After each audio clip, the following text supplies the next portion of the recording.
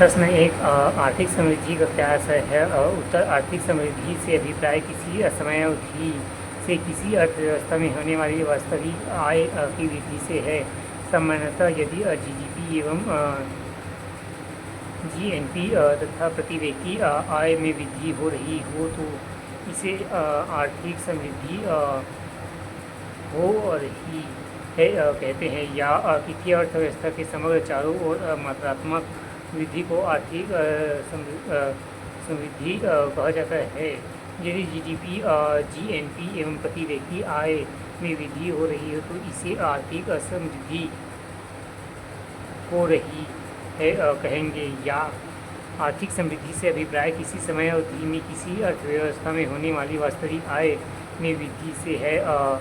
समान रूप से यदि किसी देश की घरेलू सकल उत्पादन एवं प्रति व्यक्ति आय में वृद्धि होती है तो आर्थिक समृद्धि हो रही है कहा जाता है। प्रश्न एक, आर्थिक समृद्धि का क्या भी आशय है?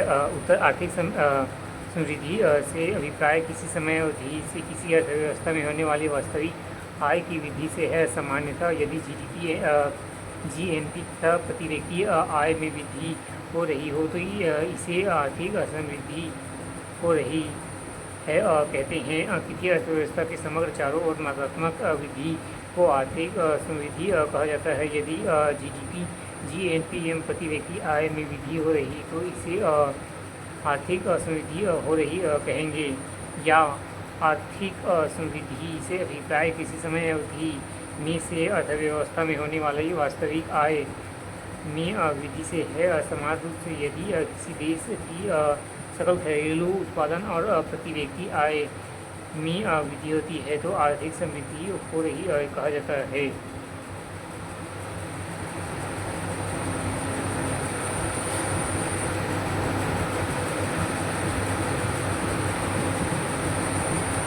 प्रश्न दूसरा, सार्वजनिक राजस्व से आप क्या समझते हैं? उत्तर, सार्वजनिक राजस्व से अभिप्राय करों से प्राप्त होने वाली सभी प्रकार की आय तथा सार्वजनिक जमा से होने वाली प्राप्तियों से है। इसे केवल राजस्व भी कहते हैं।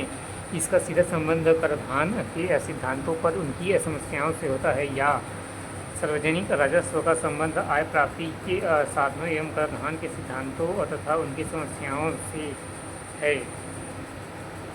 करों से प्राप्त होने वाली प्राप्तियों को सार्वजनिक राजस्व में शामिल किया जाता है, या सरकार को राजनीतिक, सामाजिक और आर्थिक गतिविधियों के क्षेत्र में सामाजिक और आर्थिक कल्याण को अधिकतम करने हेतु जिन संसाधनों की आवश्यकता होती है उसे सार्वजनिक राजस्व कहा जाता है।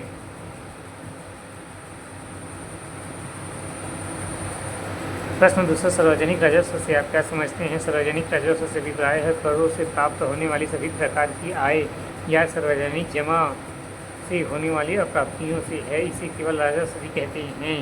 इसका सीधा संबंध कराधान के सिद्धांतों एवं उनकी समस्याओं से होता है, या सार्वजनिक राजस्व का संबंध आय प्राप्तियों के साधनों एवं कराधान के सिद्धांतों तथा उनकी समस्याओं से है।